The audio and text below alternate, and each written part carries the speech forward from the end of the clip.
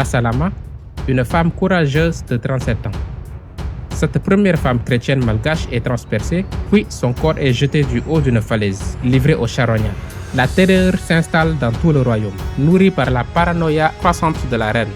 Un système juridique impitoyable basé sur des épreuves par ordalie est instauré et la moindre accusation peut mener à une mort certaine.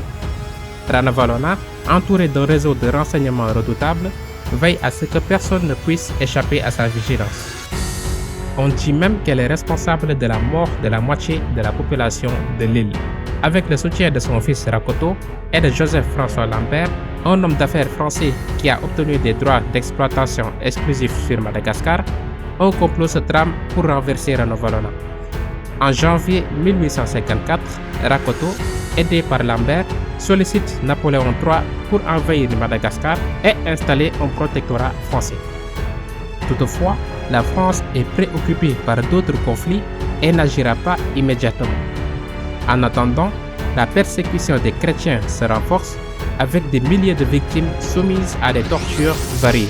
Finalement, en juin 1855, Rakoto signe un accord avec Lambert qui lui accorde des droits miniers en échange d'une aide pour évincer Ranavalona.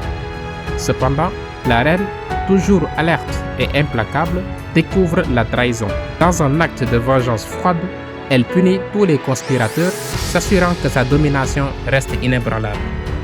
Pourtant, elle en épargne certains, laissant planer une ombre de mystère sur ses véritables intentions. Alors que Ranavalona est sur son lit de mort, Rakoto prend des décisions pour s'assurer que sa succession serait incontestée, encerclant sa résidence au Rova d'Antananarivo avec plusieurs centaines de soldats. Le 16 août 1861, Ranavalona rend son dernier souffle à l'âge de 83 ans dans son sommeil à son palais. La reine, fidèle à ses principes, n'a jamais renoncé à ses politiques rigides